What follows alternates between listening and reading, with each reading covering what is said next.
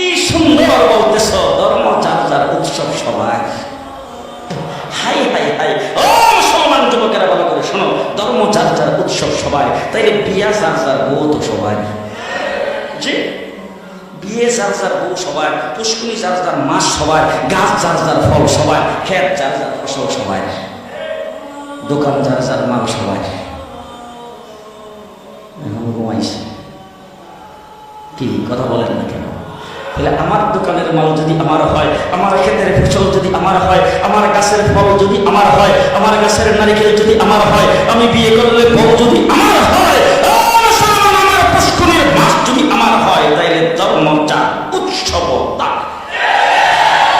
ধর্ম যা উৎসব, জোরে ধর্ম যার উৎসব, ধর্ম যার উৎসব তার। ও আমার ভাইরা, হিন্দুরা আমার দেশে যারা বসবাস করে তারা আমার দেশের নাগরিক ভাই। কি ভাই? নাগরিক ভাই। সুতরাং নাগরিক সুযোগ সুবিধা যেটা ভোগ করার সেটা তারাও ভোগ করবে।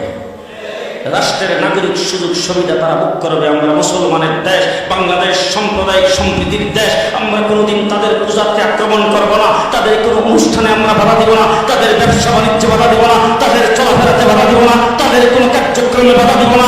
নাগরিক সমস্ত সুবিধা তারা ভোগ করে বাংলাদেশ বসবাস করবে। এইটা দেওয়ার জন্য যদি আমাদের কোনো যুদ্ধ জাহাজ করা লাগবে সেটাও আমরা করবো। তবে মুসলমান কোনোদিন হিন্দুদের পূজায় যাইতে পারবে না। হিন্দু জীবন আমাদের কোনো পূজায় আসে না। মুসলমান কি সুন্দর, আমার দেশের মুসলমানদের ছেলেপেলাদের পর্যন্ত আজকে গায়ে রং লাগানো হচ্ছে, মুসলমানদের ছেলেপেলাদের ছেলে মেয়েদের গায়ে রং দেওয়া হচ্ছে। তার কারণটা কি বলে? ধর্ম যার যার উৎসব সবাই, ধর্ম যার যার উৎসব সবাই। তাহলে তুমি যখন উৎসব করলা, ঈদের দিন তোমার ঘরে সেমাই পাক হলো, কোনো হিন্দুর ঘরে সেমাই কিনছে জীবনে? রাগ করতেছে?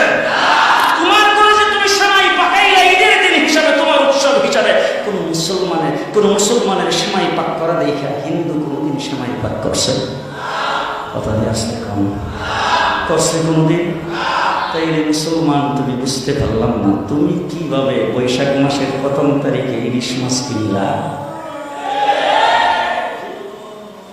তোমার উৎসব তো হইল মুহররম মাসের 10 তারিখ, তোমার উৎসব তো হইল ঈদের দিন, তোমার উৎসব তো হইল শবে বরাত শবে কদরের দিন, তোমার উৎসব তো হইল রমজান মাসের ইফতারের সময়, তোমার উৎসব তো হইল শুক্রবার দিন জুমার নামাজের সময়। তুমি এইগুলি পালন করবা। মুসলমান হিন্দুদের উৎসব হইল মুসলমান সেই বৈশাখ মাসের 1 তারিখ। হিন্দু ইলিশ মাছ পাক করে পান্তা ভাত দিয়ে ভাত খাইতে পারে, তুমি মুসলমান খাইতে পারো না। ঠিক? তুমি কিভাবে মুসলমান হইয়া তোমার কি লজ্জাও করলো না? তোমার কি লজ্জাও করলো না? মদিনার রাসূল কি বলতেছে? মুসলমানেরা বাংলাদেশে ধর্ম যার যার উৎসব সবাই। তোমরা যদি এই কথা বলে থাকো, তাইলে আমি যদি এই স্লোগানটা দিতাম মক্কাতে, তো আমি প্রেসিডেন্ট হয়ে যাইতাম।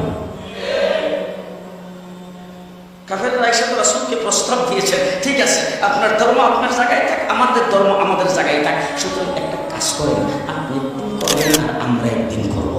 আপনি একদিন ইসলামের কাজ করবেন, আমরা সবাই আপনার সাথে থাকবো, আর একদিন আমরা মূর্তিদের পূজা করবো, আপনি আমরা লগে থাকি। এইটুক যদি করেন তাহলে বিনা গুণে প্রেসিডেন্ট। গুণে ধরছে নাকি?